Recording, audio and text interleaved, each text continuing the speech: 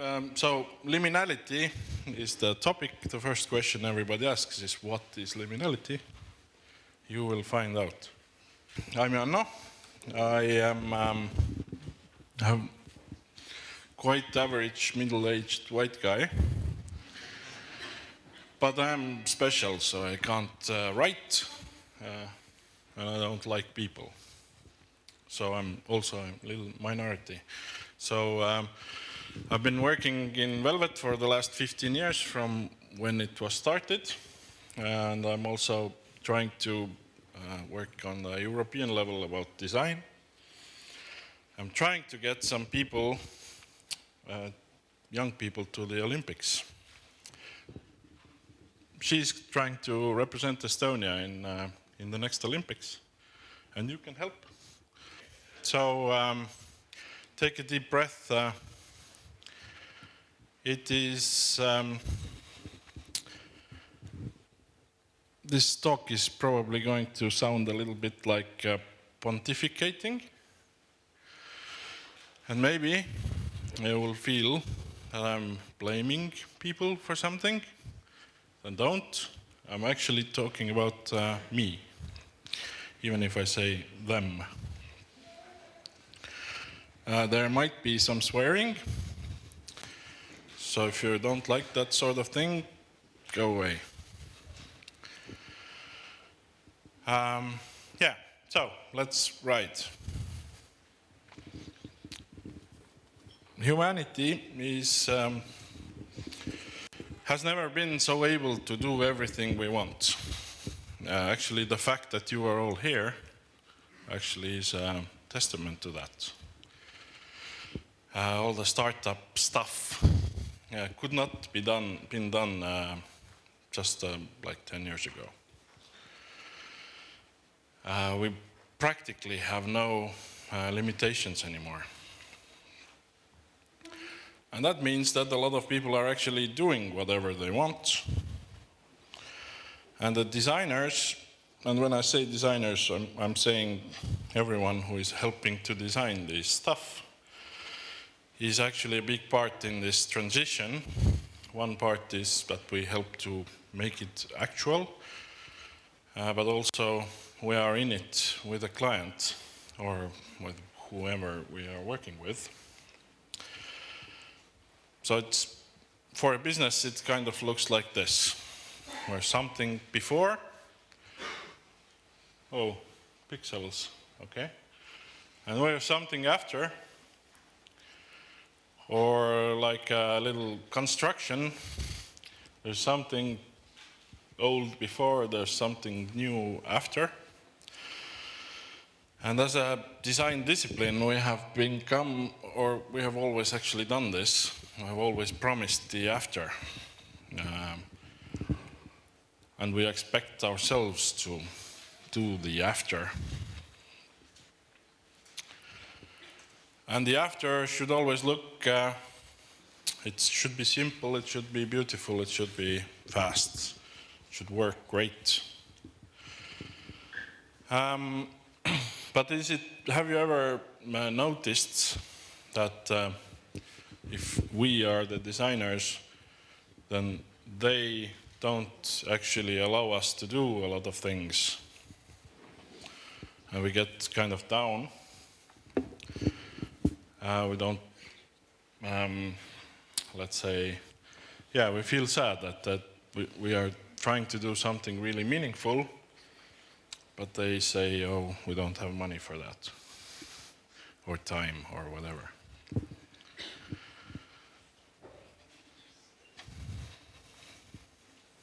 We kind of play the role. Sometimes, I don't know if you understand French, but it's the saying is художники, блин. Yeah?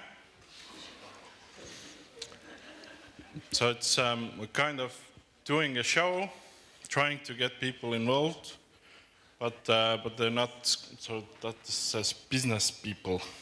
And my clock is in the way.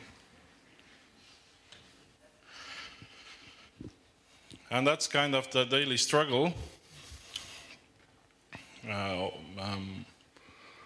And sometimes we feel it that this is our job, is to put some entertainment into the business world. But actually, we should stop doing that.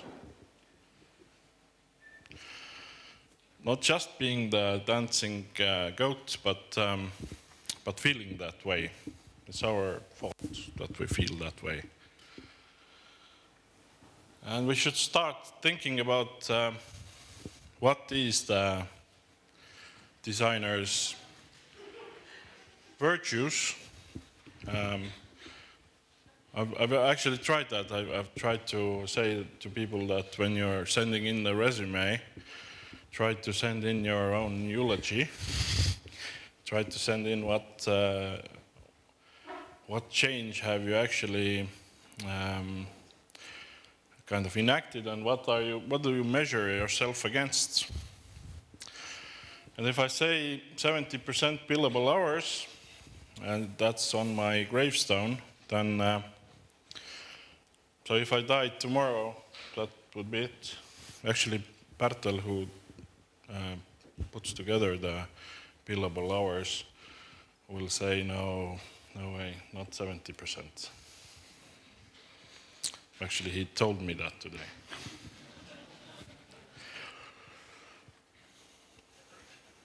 So, the Romans had a god called Janus, who had two faces. One was looking back and one was looking to the future. And when they started a new endeavor, they actually talked to this guy before the main guy, the main god. Because if this guy wasn't on board, the future was practically impossible. You know this creative process, yeah? This depiction of the creative process.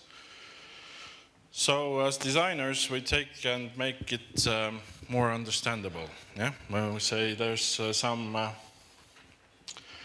kind of stages. That as we start with people, we build empathy, we collect the dots that we connect later, then we map and collaborate and evaluate and find the real problems that need to be solved. And then hopefully, in the end, we come up with a solution, and there's some big change is done.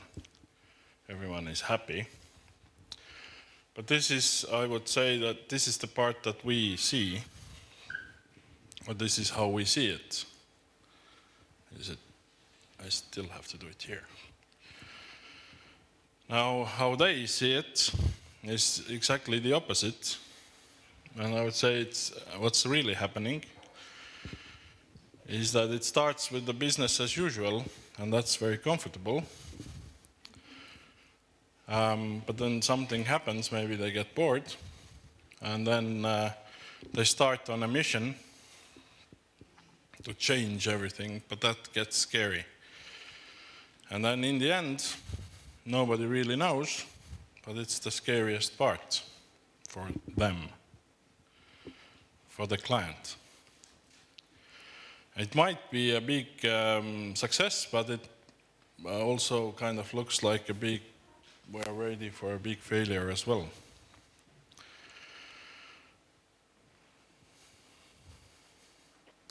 I think I'm talking too fast. But this is the place where the Janus guy shows up.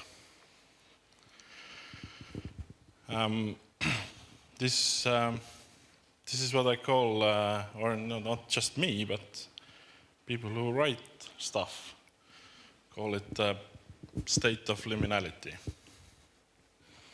I have a definition for you, if you would like.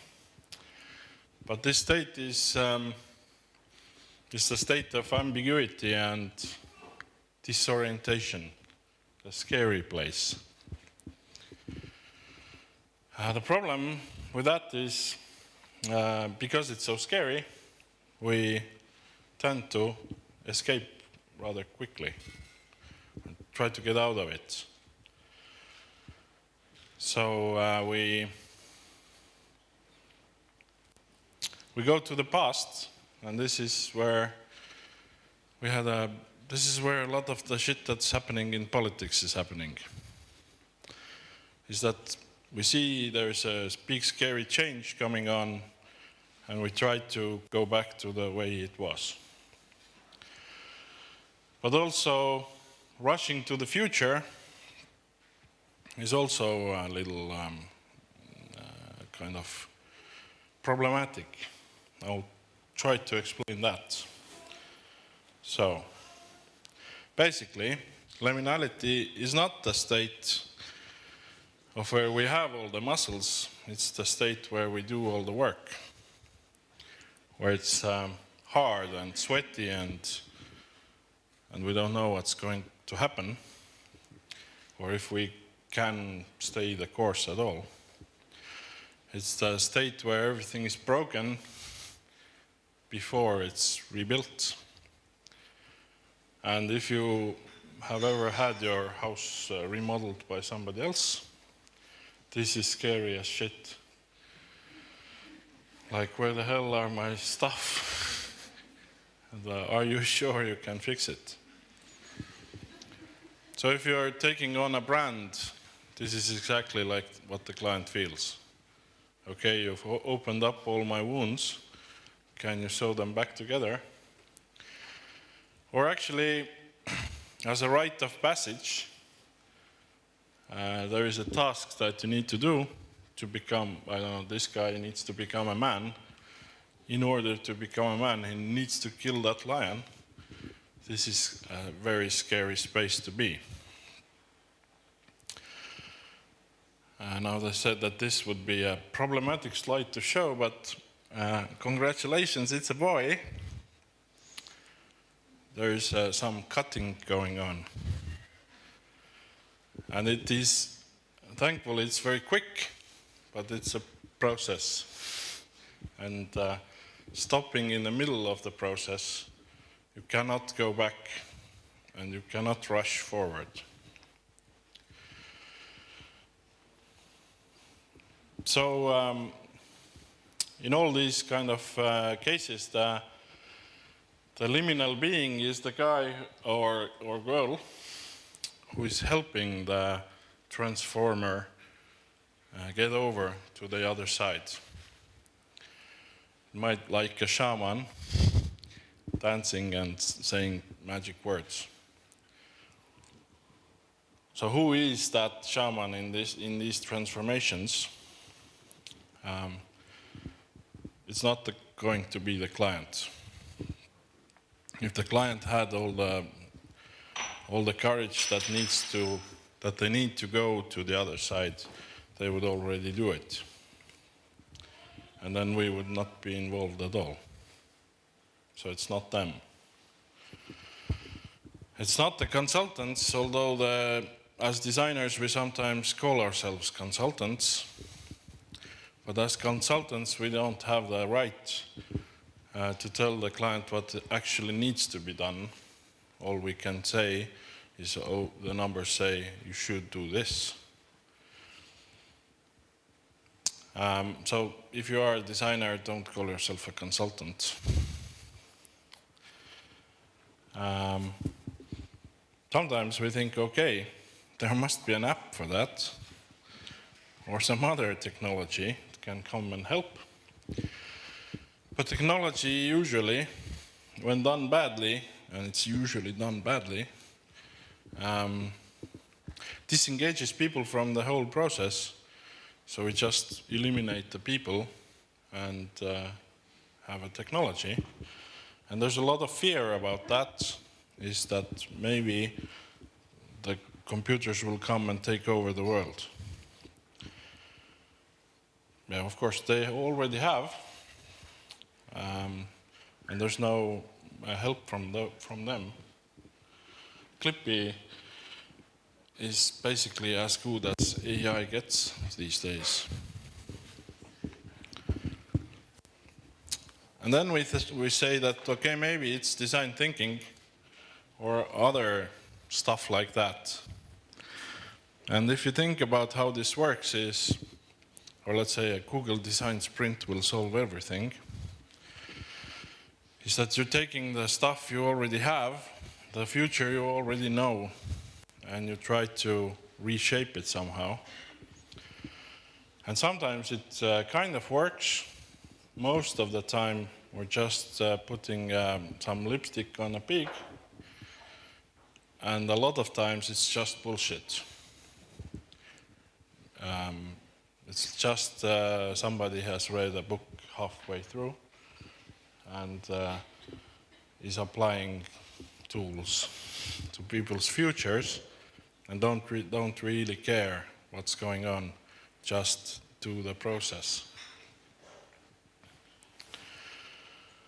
Okay, then, maybe these guys can help. Some of you are here maybe today. I think there's a big debate if they are part of the solution or part of the problem. Reid is trying to help some of them. But the question is that in the best case scenario, these guys have already changed. These are the successful ones. But if you look at your clients or the people you work with, most of them don't wake up in the morning thinking they are going to change the world, or even having this kind of dream about them. So it's not the Fortune 500 or even 1,000. It's actually it's the transformations of the little clients, the little projects where they could, but they don't. So tragic news. I think it's my job then, because it's nobody else's. I think it's your job as well, because you are designing, even if you're not actually using Photoshop or something like that. I haven't opened Photoshop in years. The Keynote is my design tool now. The question is about the future we already know and the future we don't know. It means if you take your life today or your skills today or your business today and you try to figure out what the future is, nowadays it becomes really fuzzy after 2 years. You don't really know what happens in 2 years. So we just ignore that. We just plan for the 2 years. And we make our timelines, project runways in that kind of framework. Don't really think about what happens in later. So we call this shallow future versus the deep future. The trouble with the shallow future is that it's already happening, or in some cases it's already happened, we just don't know it yet, or it's in progress of coming true. But there is another future that we don't know and that we are supposed to build. Remember, I said this is the time in the humanity's history where we can build anything we want. But are we thinking what we want? So what happens if when all the prognoses that are made today run out, when nobody is giving us numbers, or when they are not reliable anymore? What's my egg timer saying? Okay, I have some time.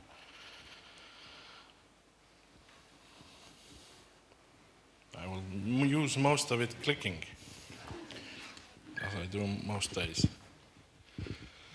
So when we think about the future, there's basically 4 big futures that are happening right now. And we can put it on, as a designer would, put it on a map. So if we say that there is a big, quite big certainty that in the future, society will be either healthy or broken. It's quite certain it will be one of the two.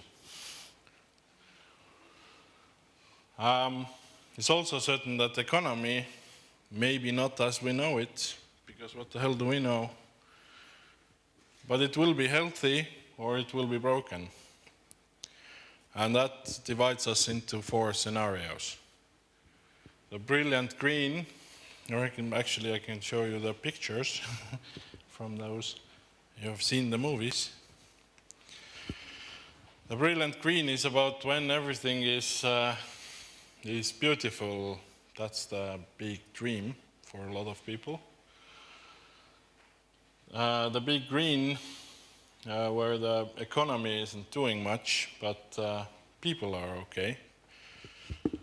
So that is, in a small way, happening in Telliskivi right now. Or when we go to consumerism, or say that the economy is working for us, but okay, the people can find their own way. And then you can go to Robocop or just China. So what I'm trying to say is that if you're thinking about your product or your client or your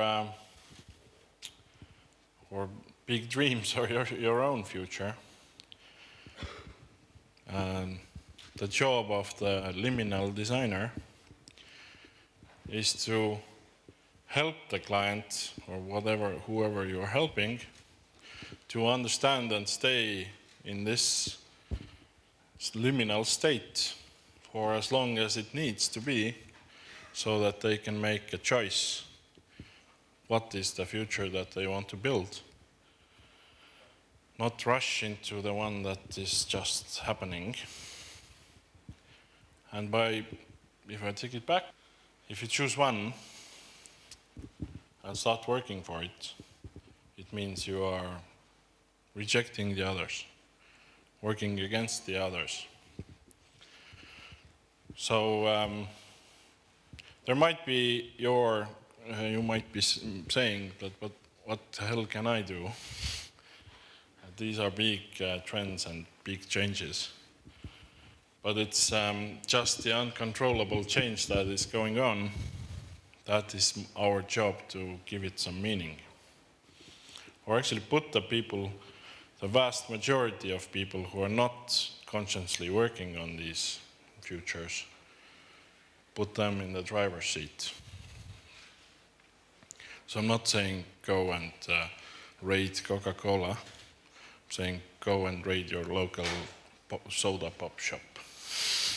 Because these are the people who need to make the change. Now you ask me how, and I'm not going to answer. I'm going to say that we are, as a team, we are trying this. So that people are not listening to me yet. But in Velvet, we try to use it as a value. Say that when you are working with a client, it is your job, or this is what we try to do, is affect a change, but not only in just after being more pretty than the before, but after being more meaningful and more useful. The void, which is like 2 doors down that way, is actually a space or a practice or a method or meditation. But in the end, a service and a cult for people who want to do this. So we are working on I don't know, the easy way to explain it is working on on something that comes after design thinking. And we have started writing a book about it. We have no idea what's going to be in it, but we'll see. So just stay tuned and start thinking about it yourself. Maybe you can write the book before I can. I will be completely fine with that.